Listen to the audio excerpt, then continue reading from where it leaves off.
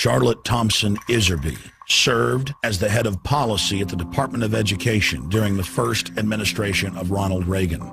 While working there, she discovered a long-term strategic plan by the tax-free foundations to transform America from a nation of rugged individualists and problem solvers to a country of servile, brainwashed minions who simply regurgitate whatever they're told. We now present to you the secret history of Western education, the scientific destruction of minds.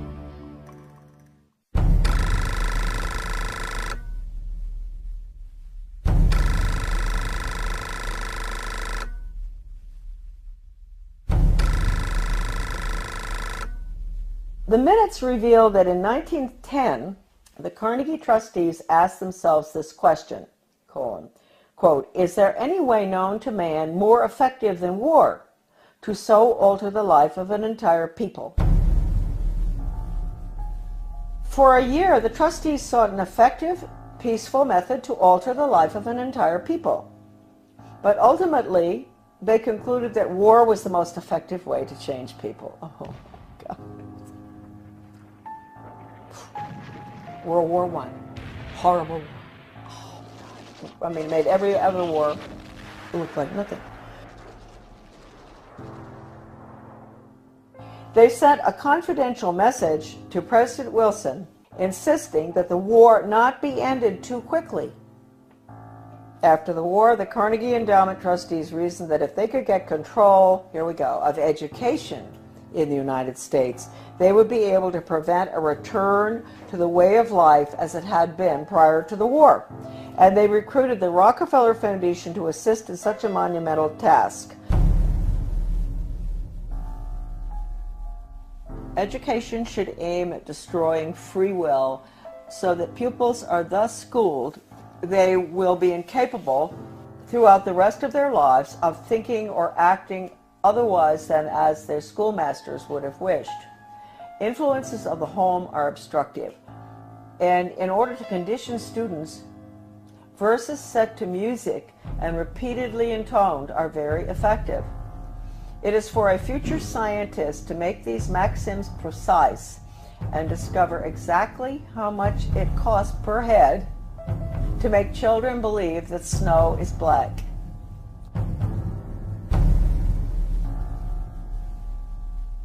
When the technique has been perfected, every government that has been in charge of education for more than one generation will be able to control its subjects securely without the need of armies or policemen." End quote. Young people cannot be trusted to form their own opinion. It's our job to tell them.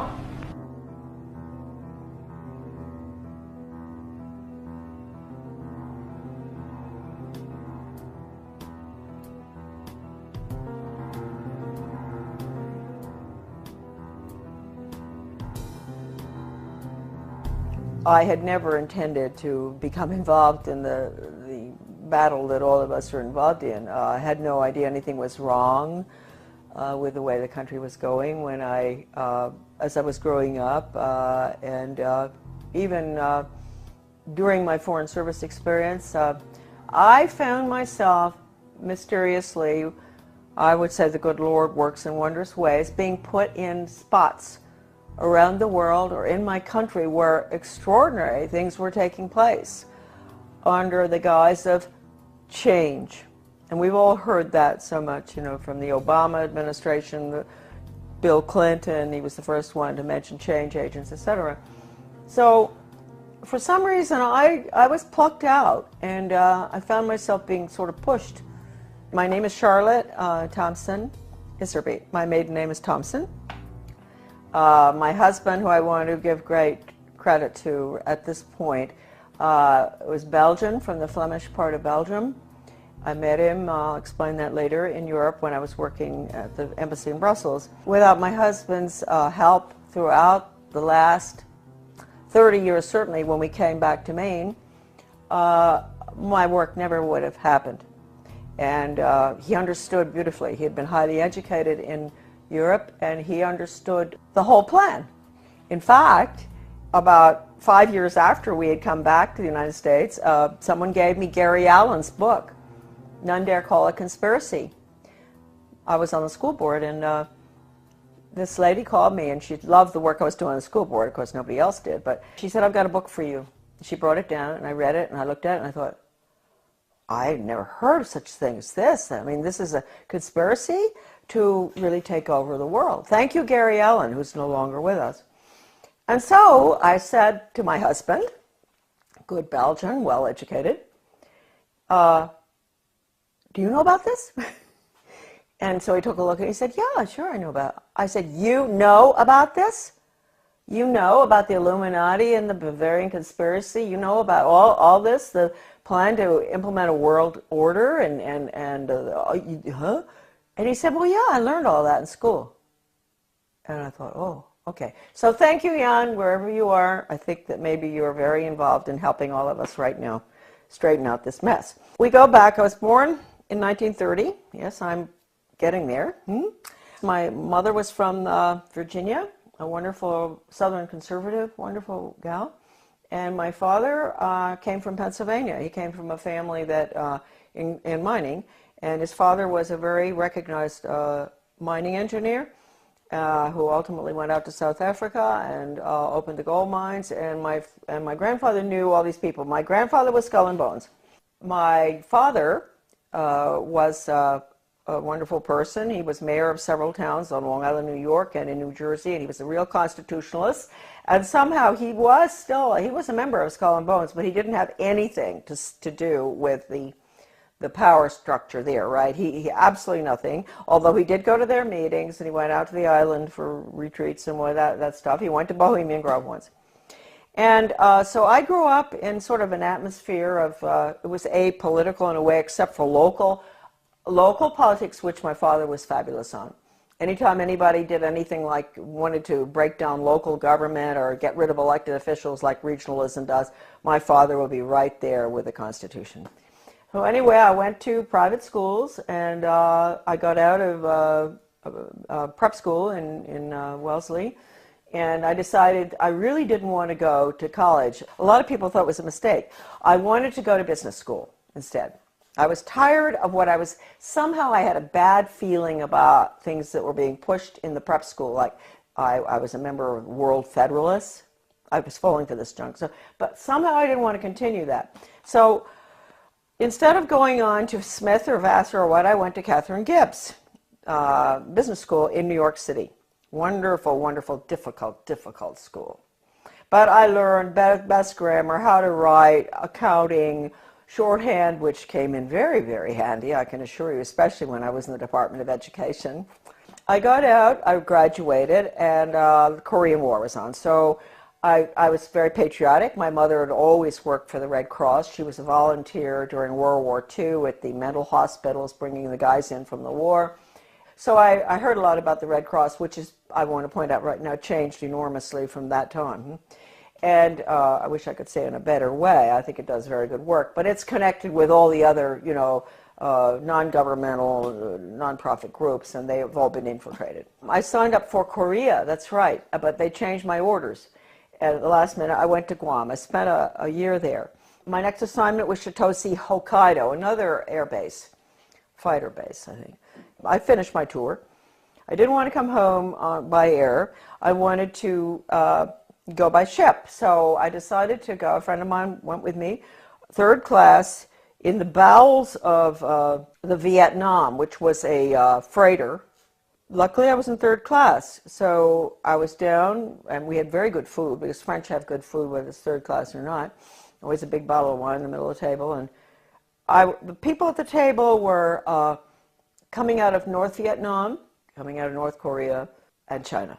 They were refugees. And, of course, the Vietnamese ones spoke French, and the Chinese were very well educated. They were well educated Chinese, so they spoke English. I spoke French, so the conversations were unbelievable. They would tell me what had happened, why they were coming out, what was going on under the communists, which we didn't let General MacArthur, you know, move in and take over. Truman brought him home. We could have won that war. We could have kept the whole Far East from collapsing, but that wasn't the plan.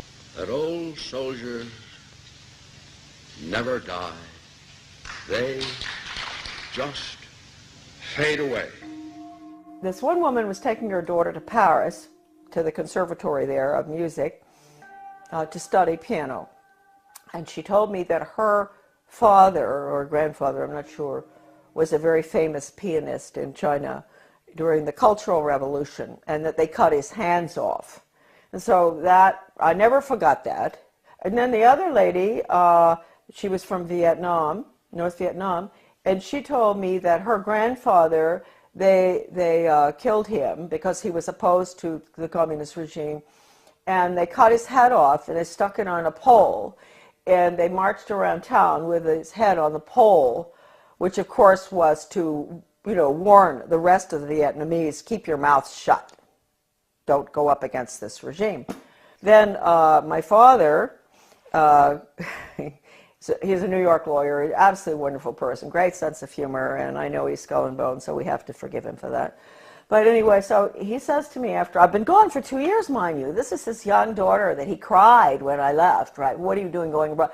So after 2 months home, he said to me, Shar, well, when are you thinking about moving on? And I thought, God, I've only been home 2 months. You know, I've been gone for over 2 years, and they want me out of here. And I thought, well, you know, I guess he's right. You know, I better not hang around home forever.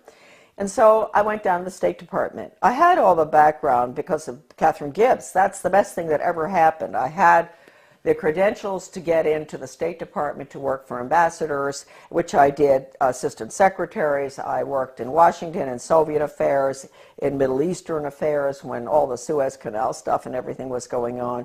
I took dictation from John Foster Dulles. I'll never forget once when he was this was really during the tremendous problems with the Suez Canal and everything, and he had Golda Meir and the ambassador from Israel, you know, to the United States there. This is so funny because I was taking shorthand, and so all of a sudden someone kicks me under the table. Golda Meir, she's kicking her friend, the ambassador of the United States, whose name I can't recall right now, and kicked me instead. And I said, oh, gee. And she said, oh, I'm so sorry. She said, he's dictating too fast. He's a very good friend of hers. Dictating too fast. There's no way you can get it. So anyway, those are little funny stories about the State Department. But anyway, and then I was in Soviet affairs. I saw very strange things there. I went to South Africa. I worked for the ambassador in South Africa. Fascinating, because my father and my grandfather actually had lived in South Africa. Then I got sick and I came back to the States, and then they assigned me to work for Ambassador Douglas MacArthur Jr. That's the nephew of the general, and in Brussels. He was a wonderful man. He was not easy to work for, but he was a wonderful person, good American. And that was at the time, again, you see where these things kept happening in my life. This was the Belgian Congo crisis, and in Katanga. And I was there. I saw all the cables coming in regarding the UN troops and how they were raping citizens and nuns, and people were dying and all. So I was there in Brussels. Here I'm learning, Charlotte's learning, that the UN isn't what people think it is. And all these cables coming in. I meet my husband. I meet him on a train going skiing. That's how I met my husband.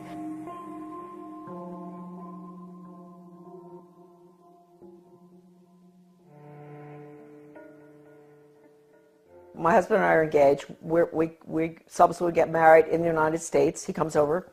Then we go back to Belgium, and we're there for about 4 years. And then from there we go again to a hot spot, which I didn't realize. I'm talking about the weird things that happened. The hot spot was Grenada. I could see then from our house overlooking the bay, the lagoon in St. George's, all this activity. Boats coming in with strange flags. Stokely Carmichael came down there to sort of stir up the pot to get the Grenadians, mad at the rich, nasty capitalists who owned these yachts and all. It was really getting bad there. And I knew the political situation well because we had Grenadians working on the boat. I had a lot of Grenadian friends in government as well. Anyway, we left. We were there about 5 years. And then when we left, I remember telling our Grenadian friends, you're going to have trouble here. There's troubles coming. And of course it did in 1984, I guess. That was one good thing Ronald Reagan did, which I was opposed to because it was a UN move, but he saved a lot of my friends from being killed by the Soviet regime in Grenada by moving in there to protect, so-called protect American students. But it was really the oil pipelines, I think, of Rockefeller that we were protecting. We're in Grenada. We go back to the United States. I put the children in public school. So here we go. I had no idea that education would be any different from sort of what I'd had. I had had a good education, a private school education, but I didn't know. And so they go into the public school system in Camden, Maine, and in retrospect, I believe that that was a pilot school, one of them for the whole country, for changing our education system from an academic, classical educational system to brainwashing for the international socialist government. Everybody has all the research on this. I have so much. It's all in my book, The Deliberate Dumbing Down of America. I hit Camden and I start asking, I get on a little committee, philosophy committee, and we were all asked by the superintendent, a highly skilled change agent out of Harvard, well, I want to know what all of you feel the purpose of education should be. And so I said, well, I think it should be to give the students a sound academic education in basics and also a strong sense of sound morals and values. And boom, they all looked at me and they said, whose values? And I thought, hey, what's going on here? I said, well, what's happened in my country? I mean, don't we still have the same values? I mean, don't we all sort of agree? You don't steal, you don't rob, you don't kill babies, you don't kill people in war, a lot of things that I thought we believed in. You don't lie. Everything was changing, and I saw it, and I saw the curriculum coming in, and I went for the values clarification training myself to find out. I had a call from a master teacher who taught all over the world, and she said, you are absolutely correct. I was on the school board by that time. After 3 tries, I got on. And she said, you're absolutely correct. I want to pay for you to go for some in-service training. And I said, in what? And she said, well, it's called Innovations in Education, and it's how to become a change agent. She paid $100 for me to go. I went. And all these normal-looking people, nice, some from my own school district and all, and the guy is a facilitator, but he's using this big book called Innovations in Education, a Change Agent's Guide, and it has all these case studies of teachers and administrators and how to sneak in controversial curriculum such as death ed, sex ed, bullying ed, alcohol ed, drug ed, all these programs that have education hanging off the end of them that have nothing to do with education. It's interesting. You don't have math ed and science ed and all. They call it math and science and history, right? But when you see anything with education hanging off the end of it, red flag, huh? In that training, he taught us how to identify resistors in our community. And they were the people who were smart, who knew that these programs were designed for nothing other than to make children engage in sex, to drink, to take drugs, to do all of the things that the parents were being told the programs were to help the children. I was considered a resistor too. Here they were training me to identify myself, huh? And so I never ever got over that. Also, we were being trained to go to the important people in the community, and they're really very good people. We all know who they are. They're friends of ours and all, but they're head of Rotary, head of Garden Club, head of Historical Society. You go to them and you explain to them in very, very good, highly skilled change agent manner, which is just lies, how important these programs are for your children. We've got to put these programs in. This was 1973, all the way through right now. Huh? That period in education, we call it the unfreezing of our children's values, the ones taught by the parents at home and the church, basically. Change agents were highly trained by the National Training Laboratories. We had the headquarters for that in Bethel, Maine. That goes all the way back to World War II. I have the original paper from that, and it said that what they're putting in is they want to change the values to unfreeze the system, and then they're going to implement the new values, the new communist values for world government. So that was the goal, and they did a good job on it between 1970 and the year 2000. And now the values, as we can all see, people are saying, oh, well, we've got to be tolerant, there are no absolutes anymore. That's not fair to judge people. Don't be judgmental. If your grandmother is dying of cancer and you can't afford the medicine, it's okay to steal it. That's what you call values clarification. With the education for a planned economy, using workforce training, identifying children at a very early age, what they're going to do the rest of their lives. It's the Soviet planned economic system, starting as early as first grade. That's being put in now under the guise of school choice, charter schools, and using the performance-based, outcome-based Skinnerian Pavlovian method with a computer. Pavlov, interestingly enough, was a Russian. People think that he invented operant conditioning. He didn't. He went to Leipzig, Germany, and he studied under Wilhelm Wundt in the 1800s, mid-1800s. Wilhelm Wundt was a philosopher, German philosopher, who was involved in trying to figure out how you can get people to do change, understanding the psychology, what makes people click, how you can get them to do what you want them to do, etc. And he became very frustrated with the inability to change people's behavior and their views and everything, doing the traditional way, lectures and this and that and all, and discussions and all.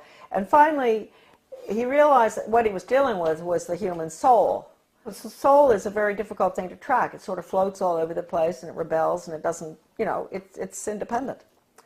And so he came up with a scheme to attack the nervous system. That's really what it is. It's neurological. If you can get them to react in certain ways to what you want, like when the doctor, give you a good idea, the doctor used to, physical exams, they take a hammer, a little rubber thing, and knock your knee, and it goes boop. So he figured, well, you know what? We can operate on that thesis, where we attack the nervous system, and it's a stimulus response thing. So you have to provide the stimulus in order to get the response. Well, if it was dog training, the stimulus would be a dog biscuit or something, and ultimately, when the dog sees you taking the biscuit out of the box, he's going to do what you want, right? And so it's really pretty simple. I had never gotten involved in having to figure it out until a very good friend of mine, a teacher in Arizona, had to go through the first program that was brought out of 1965. One of the first ones was called Mastery Learning. And she quit education when she went through the training. She said it was so sick. And she had papers from doctors and all saying it even makes children sick. And I met her when I went into the U.S. Department of Ed, because I found her correspondence came to my office, and it was referred to me. And that was how I met her. And she was the one who educated me about operant conditioning and how awful it is. I mean, it can absolutely destroy free will. We had free will until we got to the computer. The computer absolutely destroys. The child there's no thinking going on there. There's no transfer being made. And you've got to understand that. All the documents in regard to this by people, not myself, by educators who have been trained in it, are in my book. So you don't have to say Charlotte said that. You can say Professor so-and-so said that. I have one incredible paper in the back of my book by a leading educator written in the 60s that I managed to get. It was attached to the Project Best application for funding that I talked about, the one I got fired for. And that paper talks about the need for computers and how wonderful they're going to be and all. But he says, if you don't agree with the message morally and ethically that's going on to that software, Do not do it. And that's coming right out of the mouth of an educator involved in it. He says you have to have a conscience, because that software is so powerful that no matter, you may think, oh, well, the person on the other end, you know, he can do what he wants and make up. No. Once it's in the software, and once the child is clicking away on the computer and getting the little happy face as the reward, that's what happens. We all know that feeling when we get something good on the computer. He's not going to ask any questions. That's it. Finished. And it can bring the student to a certain totally opposite position in their thinking using Socratic questioning. So it's very dangerous. I can't tell you how dangerous it is. I mean, how dangerous is a method that can actually change,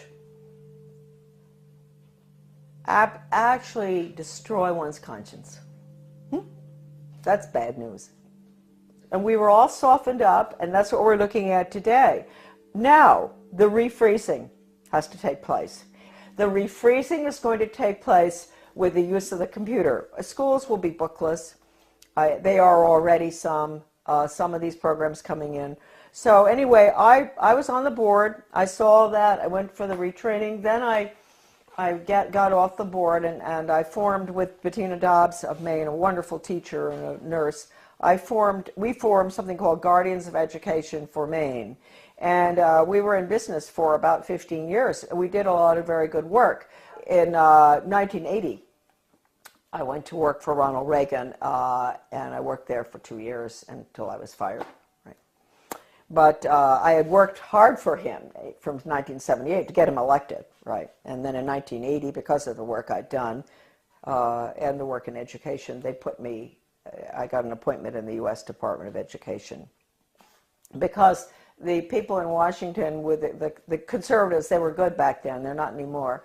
They were very impressed by the work I'd done in Maine on education. So they pulled me down and put me in the U.S. Department of Ed in what was the most important slot probably in the world in education. I know people out there are shaking their head and say, why would they put her there? She doesn't have a college education, right? Why are they putting her in there? Well, they knew, first of all, Reagan had promised to get rid of the Department of Education, something he didn't do, and I will hold that against him forever, because he could have. Since that was the plan, when they were staffing the department, they didn't have to put important people in those old slots. Like my slot that I got put into would have been filled by the former president of Harvard or Stanford or something, right? Or University of Chicago. That job had been held in the past by very important people in education. But since they were getting rid of the department, it didn't make any difference. So they just plopped me in. Now talk about the hand of God, huh? And all my files were full of everything they planned on doing. And so I don't even think my boss knew this. You know, he was a so-called conservative. But he became very suspicious about me because I was always busy.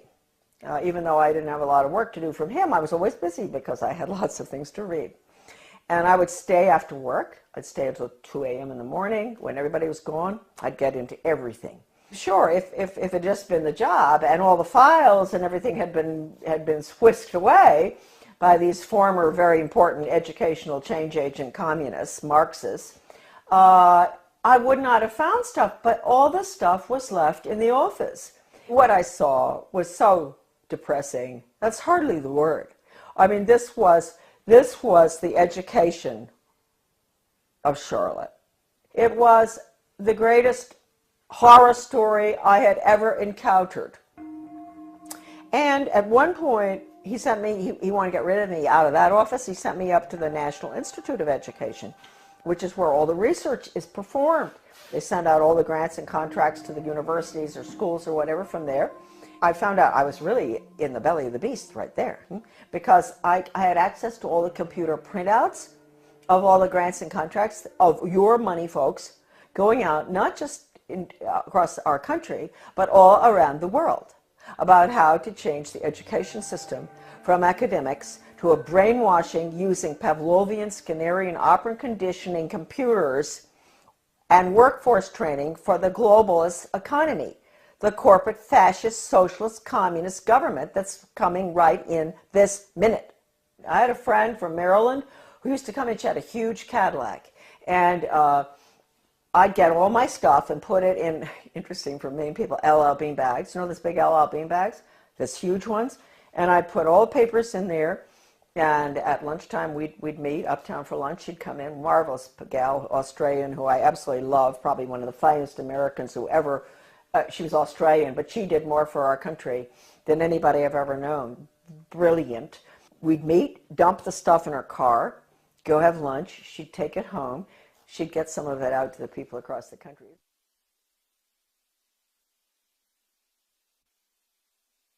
Really marvelous. Well, once I had these two big bags, and two of these major change agents at National Institute of Education, they were coming down. I was going to the elevator, and they were walking down, and I thought, oh no, you know, I've got to get out of here. So I had to go in the men's room and hide. And I'd never forget that, hiding in the men's room. And I thought, what if, I mean, there may be other guys coming in here, not just to the elevator. And anyway, nobody came in. They went down the elevator. I came out and dumped the stuff in her car. It was not a really exciting job. It was mainly to see if the universities, the schools, the different entities across the country that were getting money, or around the world, from the taxpayers, that they were getting their quarterly reports in on time. That's all. It had nothing to do with philosophy. Huh? And so one day I ran across a grant to Lansing School District, Lansing, Michigan. This was University of Michigan connection with my office. And it was a values clarification program for first graders, elementary school. And it pre and post tested those little children about what goes on at home, what religion do you... And I looked at this thing and I thought, what on earth are they doing? And so I turned to this bureaucrat who was working with the GAO about financial things, and I said, look, we're doing waste, fraud, and abuse. I know that. But I said, take a look at this. Don't you think that this is pretty wasteful, fraudulent, and abusive in another way? And so he took a look at it and he said, oh my Lord. He said, this is horrible. And really nice guy, bureaucrat, Washington. People sometimes get after all the bureaucrats. They're not all that bad. Some of them are just like us, and they care. And I said, well, look, you know, I'm only meant to be here 2 weeks, but could you give me extra time? Because I want to go through all these grants and contracts. And he said, you can have as much time as you want. So I spent 6 weeks up there going through all the stuff. And I can't tell you how horrible. First of all, even if you don't care about children, you don't care about education, you don't care about your country, you don't care about anything, people? Are there people out there who don't care about anything? They do care about their wallet, huh? You should care about this money that has been spent in the name of education. It's total brainwashing. Anything coming out of Washington is a total Marxist brainwash. And Marxism is the world of the future unless we stop it right now. I'm fired for leaking one of these documents to Human Events. It was the one that put technology into, with the computer on, with the curriculum on it. It was a grant going out to every single state with the computer curriculum for the state. Can you imagine, designed by Washington and all the different government education associations. And within that big paper that I found, Better Education Skills Through Technology, it was called, Project Best. I found this one paper, this was sort of a draft, and it said, what we at the federal level can control and manipulate. That's a direct quote, colon. And then it listed, this is for us at the local level because we don't know how to run our own laws, and the state. I get fired. Then I write the president, I write Reagan, and I tell him what's going on in the department. And I said, you would be shocked if you knew. This place has got to be shut down, etc. And it was a long letter. I explained everything, that the U.S. Department of Education is a Marxist factory designed to destroy any semblance of good values academics, etc., and to make sure our children march blindly into a socialist communist world government. That's the goal of the U.S. Department of Education. They didn't want anyone to know that Ronald Reagan had that letter. So I never got a reply. I tried to. I called Ed Meese. I went home, called Ed Meese, who was the chief counselor or whatever in the White House, and I said, I want to talk to you all. I want an answer to that letter. Finally, I went down and talked with Ed Meese's aide, Ken Cribb, and I said, he patted me on the shoulder, you know, that way they do that. Oh, Charlotte, aren't you pleased to know the president got your letter?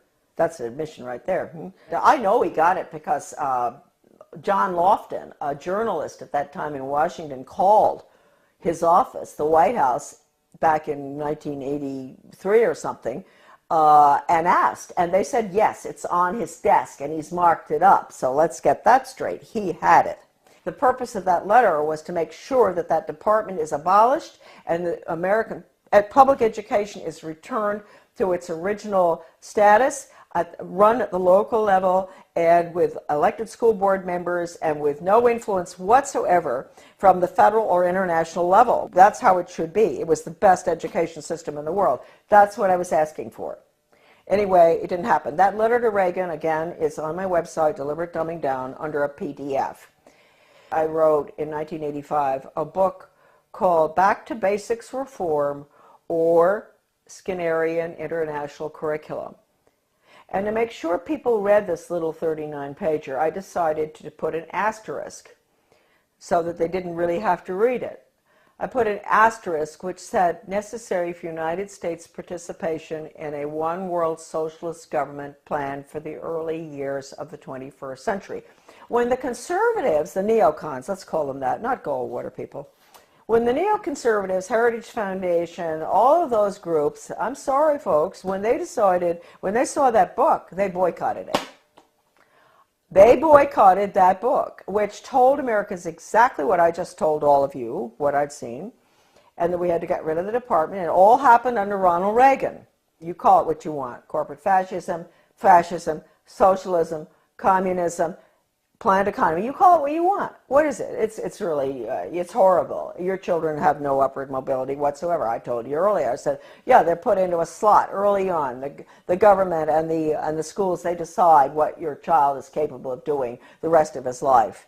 He might be able to sneak out of that sometime if he's brilliant and do his own thing, but it's unlikely. So it's fixed.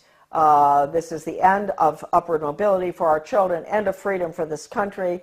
Planned economy is the end of freedom. It's a failed system, but there are people at the top who live very well by it. And then I find out that Ronald Reagan has signed an agreement with Gorbachev to merge the two education systems. Well, you can't tell me that conservatives didn't know that was going on, because I know some who were at Geneva when this happened. And they didn't do anything about it, but we found out. And so we fought this United States-Soviet Education Exchange Agreement. The Carnegie Corporation also signed agreements.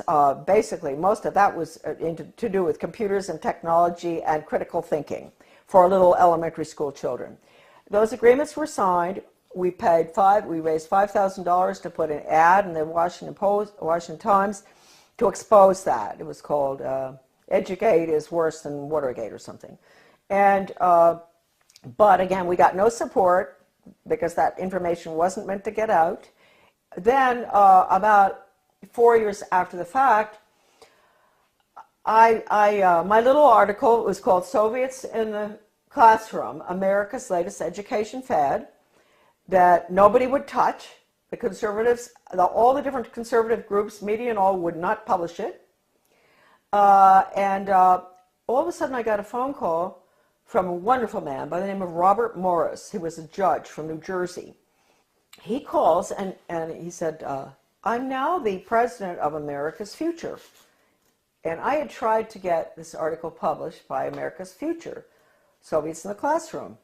And I couldn't get it published. It was interesting because America's Future used to do a lot of articles on bad textbooks and everything in the United States. And I thought surely they would be interested in the United States-Soviet textbook agreement too, and exchanges. And I was sure they would, but no, they would not publish it.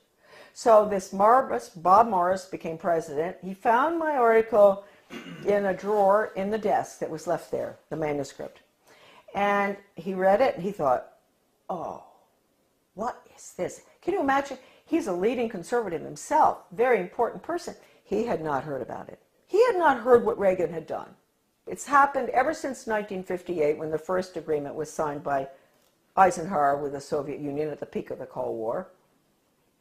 And then the various agreements have been signed all the way through until recently, one with China. So we have merged, and let me point out, just today, I was informed that there are forces at work in the state of Maine that are surrounding our wonderful people that we elected last November. Traditional Mainers, good, hardworking Mainers who were very upset about what's going on. They worked hard to get our governor in, a wonderful man, Paul LePage. And I want to warn all of you that out in your states, if you elected some really good people, they've been surrounded. And you've got to be very careful. You've got to let them know not to go along with any of the agendas that call for regional government or consolidation. Because regionalism, you know, the merging of services, the police forces in one town, police force merges with another one, the schools consolidate, all the little schools merge into a big one. They tell you that's to save money and all. They're lying to you because it doesn't. We know that. It doesn't save money. But what it really is, regionalism is communism. And I have an article, it's in Deliberate Dumbing Down of America. You can look up the name Zeitlin. You will see this communist writer for the Communist Daily World in the mid-70s talking about the need for the United States to implement regionalism and consolidation. It's communism. So any effort that you see out there where they use the word, they don't use the word regionalism that much anymore, they're getting smart. They use the word consolidation. They convince the people, especially in economic downturn times like right now, this tragic time we're going through, that this will save money, that it won't have as high taxes. Consolidate, consolidate, don't do it. We are the major country that's going down to communism, and the rest of the world will follow. They'll call it the global system, the international socialist global system. It is nothing but a totalitarian system. In 2002, President Gorbachev, in speaking in London, he called the European Union the new European Soviet. We know what we're looking at. The North American Union and all other regional entities throughout the world, whether it's the Pacific Circle Consortium or whether it's the Middle East. You think we went into the Middle East for any reason other than to destroy Iraq and to make it part of a region hooked into the banks? What they're doing is they're destroying the Middle East so they can restructure it as a region in this new world order. So these are all the regions. Their whole structure is based on the model, which is the European Union. So I ask Americans, what will you call? What would Gorbachev call the North American Union? He would call it the North American Soviet. How do we like that? Wake up. If there's anything that is important for you to remember from these videos today, is that we are at the end of the line. We are doing exactly what Gorbachev wants. Consolidation. Now, this is an interesting cartoon. This is regional government. This is the consolidation of schools, basically. And you see the little guy in the one-room schoolhouse, he's chewing a piece of grass or something. And he looks very happy. He belongs to Little Frog Lick Creek High School. He's chewing the grass with a smile. If you follow him through, you're going to see him looking more and more miserable as they merge his one-room schoolhouse to a six-room schoolhouse, to 8 more schools, and then into a central school, which is a region. And then you're going to see him at the end. He's holding his left arm out, up like this, clenched fist, little hair, very unhappy, and his t-shirt says, Our Lady of the Benevolent Dictatorship, One World Global Training Corps. And then the last one, he has on earphones, you know, like you guys have all the time. Finally, he's smiling. He's connected to something with a wire. And it says, Interplanetary Carbon Unit Reprogramming Pod. Well, I saw that in a very liberal left education journal called Phi Delta Kappa. Many people will recognize that, 1983.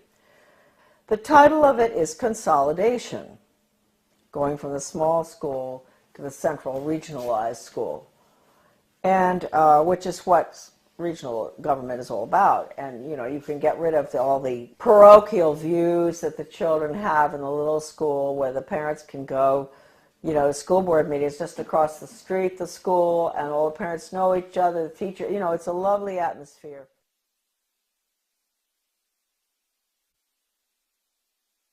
And then you end up with all the children going long distances on the bus, which is no good for them, to the regional school. And then you have country boys and girls who are being mixed with city boys and girls. So then they get into the drug scene. So we've seen with consolidation that the test scores go down, the drug problem gets worse, the cost of education increases, although they tell you that consolidation is to make it cheaper. A lot of people just don't understand the word consolidation. Consolidation is consolidating all the services together under the guise of this is going to be cheaper for you. But in the process, what happens is you lose all your elected officials because all of these entities are being merged. So at the local level, you don't have any representation anymore. And ultimately, you spend far more. That's the whole restructuring of our constitutional form of government, is being thrown to the wolves in favor of this regionalism and consolidation system in every area. Education, you know, government bureaucracy to make things cheaper, you name it. Planning, the word is central planning. That's the Soviet system, central planning, regionalism. No matter how beautiful everything looks outside, no matter how good those restaurants are in your town, or the good funny movies, or the whatever, no matter whatever beautiful things you see in your life and your family, etc., folks, it's curtains. October 24, 1975, the World Affairs Council of Philadelphia issued a Declaration of Interdependence, written by well-known historian and liberal think tank Aspen Institute board member Henry Steele Commager. This alarming document, which called to mind President Kennedy's July 4, 1962 speech calling for a Declaration of Interdependence, Kennedy, was written as a contribution to our nation's celebration of its 200th birthday and signed by 125 members of the U.S. Senate and House. When in the course of history the threat of extinction confronts mankind, it is necessary for the people of the United States to declare their interdependence with the people of all nations and to embrace those principles and build those institutions which will enable mankind to survive and civilization to flourish. 2 centuries ago, our forefathers brought forth a new nation. Now we must join with others to bring forth a new world order. We affirm that the economy of all nations is a seamless web and that no one man can any longer effectively maintain its processes of production and monetary systems without recognizing the necessity for collaborative regulation by international authorities. This little blue book is called Conclusions and Recommendations, and it has a weird title, and you'd think it only deals with social studies, but it doesn't. It's the report of the Commission on the Social Studies. It was funded by the Carnegie Corporation, and the book virtually recommends that the curriculum all be geared towards the Soviet system, internationalism, planned economy, etc. It's been referred to by a leading British professor of British socialism as a plan for a socialist America. This book is at my son's website, AmericanDeception.com, thank heavens, because this is the only copy that exists in the whole world, right here. All right, so that's dated 1934. And And what they're doing there is they're really talking about putting in a planned economy. So that's what we're putting in right now with the program that's just gone into our little school in Dresden, Maine. We've put in the Di Lorenzo Reinventing Schools plan, which I said earlier, your children will be graduating at 14 or 21. No grades, no ABCD, no kindergarten through 12th grade, because it's going to all be workforce training, and the curriculum will be based on the Malcolm Baldrige Total Quality Management Award. It has only in the past been given to Cadillac and Hilton Hotels and things like that. The Malcolm Baldrige National Quality Award gets results. We're not there yet. We're continuously improving, and it's something that is so deep in our organization that the concepts and principles of Baldrige will be applied forever here. So this same Carnegie Corporation in 1933 instituted the 8-year study, which went on until 1941. That's the Skinner method, performance-based, results-based. That's all what you can do, not what you know in your head. They don't want children to think or know anything, no history. It's what you can do for the good of the global economy. And the Education Commission of the States, a very important unconstitutional regional entity which controls education in every state as well, they had a little newsletter that I used to get. And one day I was reading it, and my eyes went down to the bottom of the page, and I said something. It said, outcomes-based education is, and of course I'd always been fighting outcomes-based education, and it said it was experimented with for 8 years in the 1930s and 40s by the Carnegie Corporation. It was called the 8-year study. So nothing's new, folks. If we think the outcomes-based education that which is the biggest dumbing down education system that ever happened with children graduating at 14, right? If we think that it's new, no. It came from the 8-year study, which again was Carnegie. Okay. Now Carnegie, we might as well mention this at the same time. 1965, the Elementary and Secondary Education Act, Carnegie was all involved in paying for the national assessment, which is all 60% politically correct. That's the test that all schools around the country have had to give for the past, ever since 1965. Now it is 60% politically correct. Your kids' ideas on global warming, sustainable development, a world government, the fact that the Constitution's outmoded, all that. So they paid for the national assessment. They were the ones instrumental in putting up the money for the Education Commission of the states in Denver. In your Senate Education Committee in your state, there's always going to be one person who is on the membership of the Education Commission of the states. So there'll be about 50 state people. So they get their orders from the Education Commission of the states. That's Carnegie, paid for that. In 1985, Carnegie signed an agreement with the Soviet Academy of Science. At the same time, Reagan signed the agreements with Gorbachev to merge the two education systems. Carnegie signed with the Academy of Science to develop computer courseware for elementary schools dealing with critical thinking. That was an agreement signed. That's for our children, right? In first grade, critical thinking on the computer. Reagan, Clinton, the two Bushes and all, implement the school to work agenda. That was the beginning of the planned economy under Reagan. So then Mark Tucker comes in, Carnegie. All the controversy going on in the 90s, Americans were up in arms about the destruction of their school systems. They would go in deliberately and destroy, because in order to restructure, you have to destroy. Foundation for the Advancement of Teaching, David Hornbeck, who's big on compulsory community service, compulsory. He called for that when he was the superintendent of schools in Maryland. He was the commissioner. Way back, he called for mandatory service. That's another thing, folks. You better watch out. We're going to be slaves. Mandatory service. So anyway, the same Hornbeck, who's connected to Carnegie all along, goes into Kentucky, destroys that system, goes up to Rochester, New York. He goes out to state of Washington, Iowa, destroy the schools, restructure them for school to work. That's all Carnegie. And the latest information coming in for Maine with a complete recommendation, that is. Who knows? Maybe our governor, well, we can get to him fast enough, to help him understand that we can't have charter schools. Charter schools are the vehicle to implement the planned economy. We can't have them. They're unelected school boards anyway. We don't even have a school board with a charter school. They get federal money. Why no school board? They get federal money, so we have to give the federal test. No charter schools, forget it. So all of this is coming together, coalescing at the same time. The 3,000-page hearings of the congressional investigation of the Reese Committee on investigation of the subversive activities of the tax-exempt foundations, I bought the only available copy in the country, 3,000 pages, from a really good friend of mine, a wonderful American.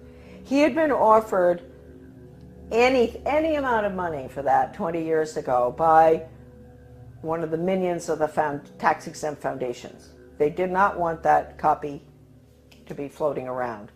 The research director for those hearings, his name was Norman Dodd. I knew him. And the conversation that I'm going to discuss right now that he had with the president of the Ford Foundation, Rowan Gaither, was off the record in New York City at Ford Foundation headquarters. And Norman Dodd told me over dinner in Washington, D.C., in a restaurant in Georgetown, Rowan Gaither said to him, Mr. Dodd, basically, we at the foundations, we don't determine the agenda. The agenda has come from directions from the White House. That was Eisenhower at the time, right at the peak of the Cold War. And that agenda, our instructions are to use our tax-exempt status, your money, folks, change America so it can be comfortably merged with the Soviet Union. Now, a lot of you may say, well, that never happened. Well, it's happening right now, folks. It's happening right now, as we speak. Foundation-funded non-bloody revolution. Committee Chairman Carol Reese warned fellow congressmen of a diabolical conspiracy that a certain few foundations were financing the socialist and communist overthrow of the United States. After World War I, they tried to get the League of Nations in. And there was tremendous opposition to that. And then you had opposition between then and between World War II. You had Lindbergh and a lot of Americans going before the Congress to keep us from going into the UN. You had all sorts of opposition. But they got their way. The Reese Committee learned that the Rockefeller Foundation and Carnegie Endowment for International Peace were, with tax-exempt dollars, funding leftist propaganda operations aimed at changing America through the brain, not the battlefield. Patriotism, national sovereignty, individual responsibility, and Christian beliefs were belittled, while the concepts of a one-world government, socialism, collectivism, and humanism were deemed essential for peace in the modern age. A clandestine and successful non-bloody revolution had been masterminded by some of America's most powerful and devious men who did not want to be exposed by a congressional investigating committee. The man chosen by Reese to be the committee's research director was Norman Dodd, Yale graduate, intellectual, and New York investment banker. During this writer's frequent visits to Dodd's retirement home in Keene, Virginia, he repeatedly spoke, Dodd, of his conviction that justice demanded that those foundations should be compelled to spend a like amount of dollars to undo the damage they have done to America, end quote. Dodd sent committee questionnaires to numerous foundations, and as a result of one such request, Joseph E. Johnson, president of the Carnegie Endowment for International Peace, invited Dodd to send a committee staffer to Carnegie's headquarters in New York City to examine the minutes of the meetings of the endowment's trustees. Now, this is Carnegie we're talking about, the one I always go after.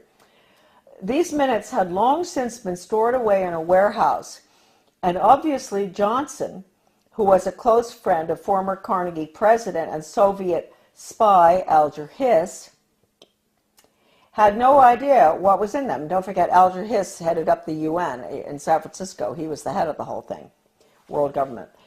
The minutes reveal that in 1910, the Carnegie trustees asked themselves this question, quote, is there any way known to man more effective than war to so alter the life of an entire people, end quote. This is in the minutes. For a year, the trustees sought an effective, peaceful method to alter the life of an entire people. But ultimately, they concluded that war was the most effective way to change people. Oh, God. World War I. Horrible war. Oh, God. I mean, it made every other war look like nothing. Consequently, the trustees of the Carnegie Endowment for International Peace next asked themselves, quote, how do we involve the United States in a war? And they answered, quote, we must control the diplomatic machinery of the United States by first gaining control of the State Department. Now, don't forget, this is 1910. Norm Dodd said that the trustees' minutes reinforced what the Reese Committee had uncovered elsewhere about the Carnegie Endowment.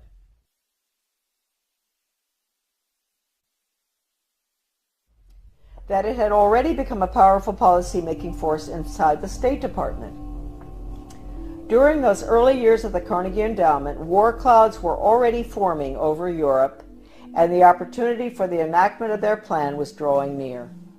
History proved that World War I did indeed have an enormous impact on the American people. For the first time in our history, large numbers of wives and mothers had to leave the home to work in war factories, thus effectively eroding women's historic role as the heart of the family.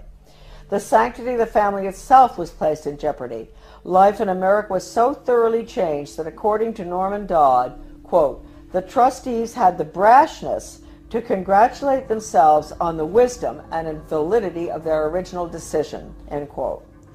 They sent a confidential message to President Wilson, horrible, listen to this, insisting that the war not be ended too quickly. Carnegie trustee Cleveland Dodge, one of Wilson's financial supporters, had direct access to the president, and as did Elihu Root, endowment president from 1910 to 1925.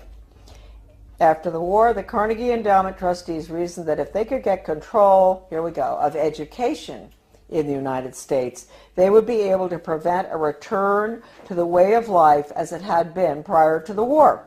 And they recruited the Rockefeller Foundation to assist in such a monumental task. According to Dodd, quote, they divided the task in parts, giving to the Rockefeller Foundation the responsibility of altering education as it pertains to domestic subjects. That was the Southern Education Board they set up. But Carnegie retained the task of altering our education in foreign affairs and about international relations. That would be UNESCO, UN, all that stuff. The foundations decided that the most effective method of achieving this goal would be to alter American history. So they awarded grants, fellowships, and scholarships to those professors and historians who would rewrite American history and promote one worldism, humanism, and socialism. By the early 30s, the well-laid plans of the foundation trustees had reached fruition, and a Reese Committee staff report concluded, 1, that there had indeed been a non-bloody revolution in America between 1933 and 1936.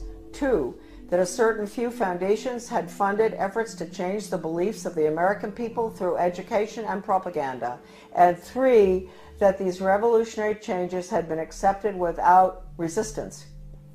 To demonstrate how thoroughly American opinion had been changed according to the plan of the foundations, we cite the following historical example.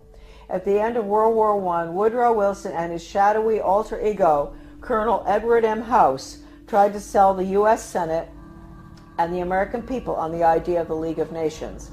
This was, of course, the first concerted international effort towards a one-world government. Wilson and House failed in their mission, but a generation later, after another great war and much re-education via college international relations clubs, international studies, educational grants, and the like, the Senate and the people readily accepted membership in the United Nations. Roosevelt's foreign policy advisor, Alger Hiss, helped write the UN Charter, in which the Soviet Union was given 3 votes in the General Assembly and the United States only 1. And then, before his perjury conviction for lying, that's Hiss, about his Soviet espionage activities, he went on to become president of the Carnegie Endowment for International Peace. Chairman Reese expressed justifiable rage when he described what was happening as a diabolical conspiracy.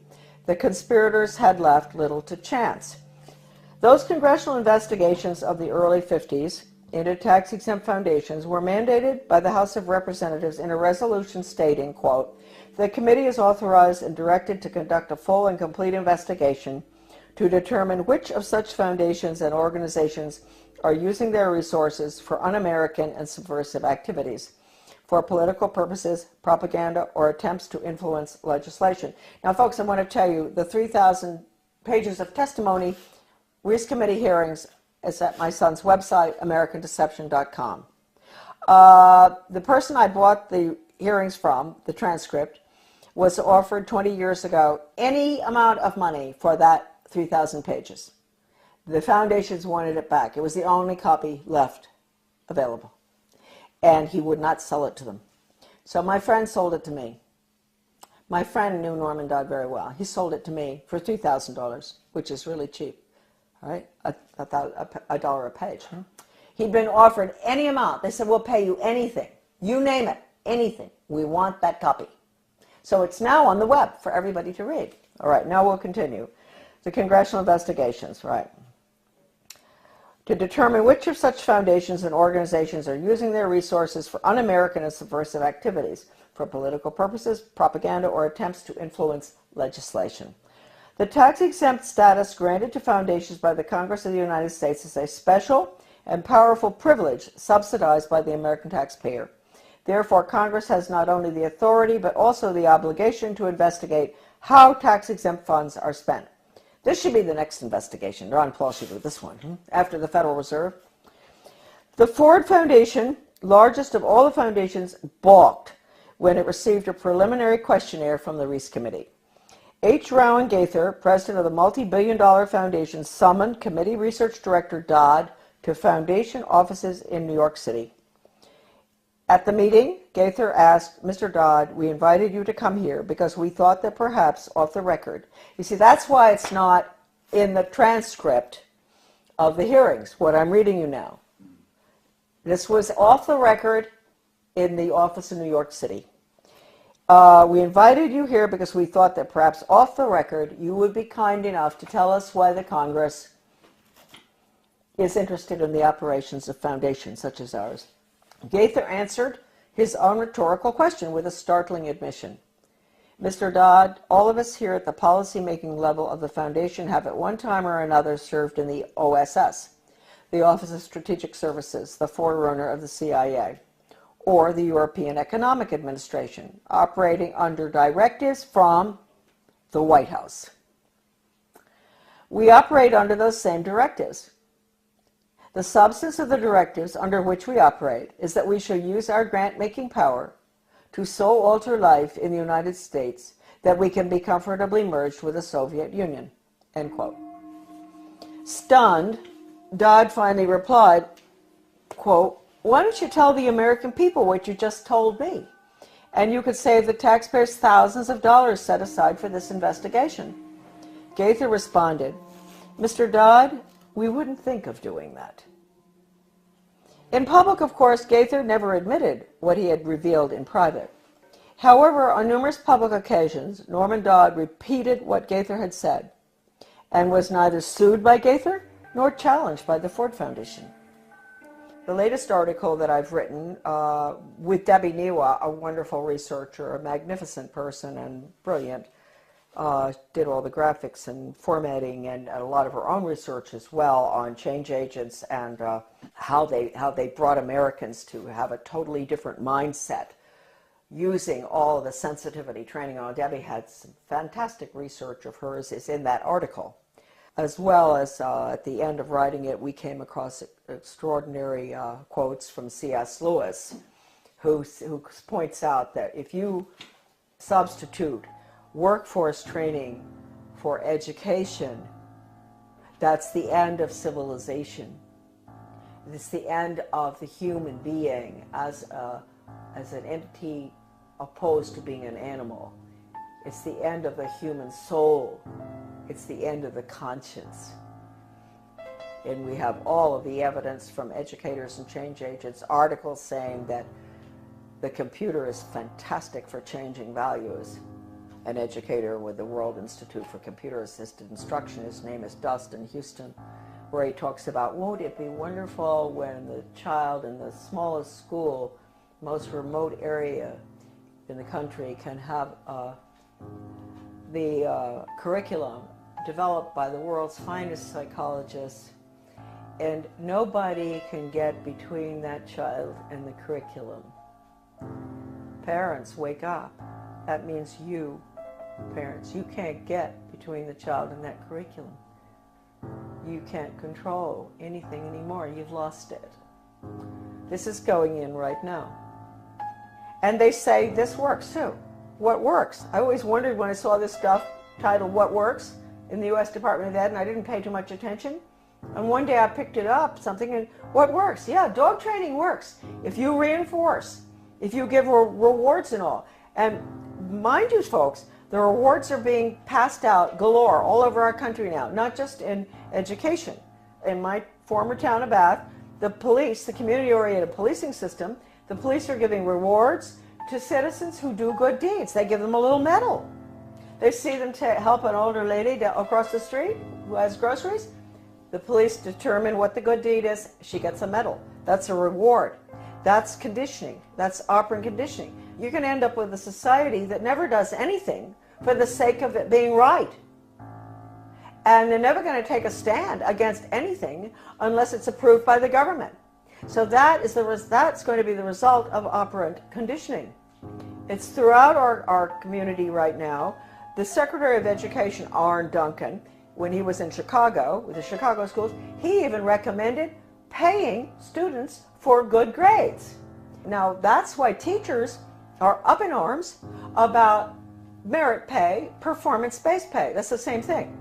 They're going to pay the teachers for students getting good test scores. Now, wait a minute. First of all, you might think that sounds good. No, you got to ask yourself, what's the test?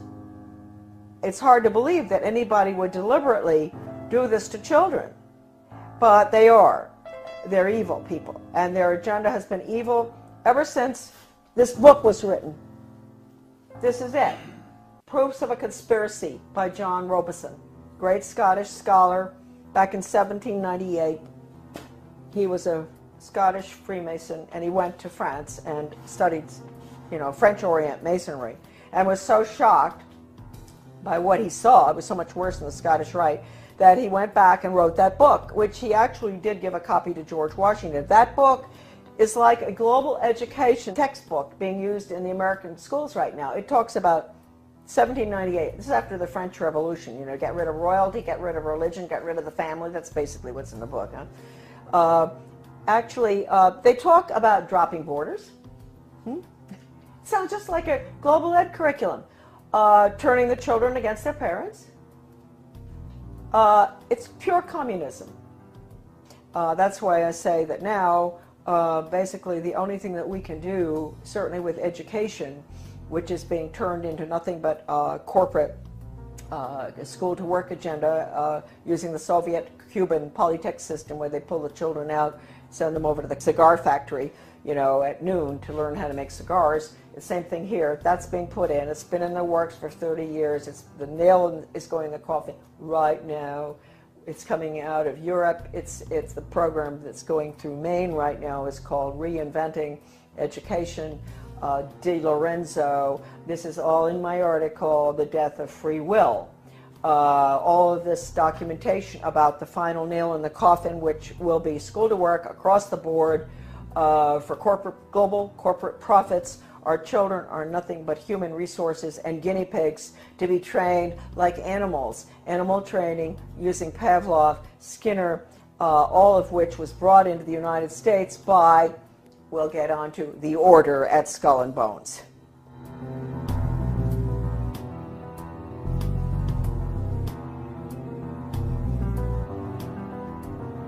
Coming soon to PrisonPlanet.tv, part 2 of our in-depth interview with Charlotte Thompson Iserby. We will expose the secrets of the Order of Death, publicly known as Skull and Bones. Mrs. Iserby's information, obtained from her father and grandfather, who were members of Skull and Bones, was the key intel used in the seminal work by Anthony Sutton on Skull and Bones. In part 2 of this key interview, Soon to be released at prisonplanet.tv, she will reveal even more information, some of it never before seen or released. Visit Infowars.com and PrisonPlanet.com. When you're on the sites, you can also tune in 24 hours a day to my daily radio broadcast. There's also a free iPhone app to listen to the syndicated radio show when and where you want.